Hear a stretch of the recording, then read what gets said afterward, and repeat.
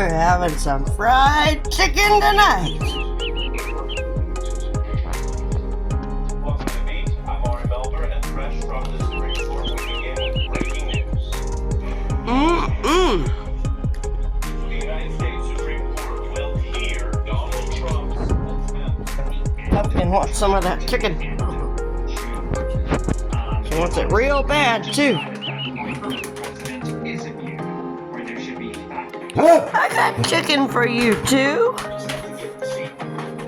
You don't want chicken, though, do you?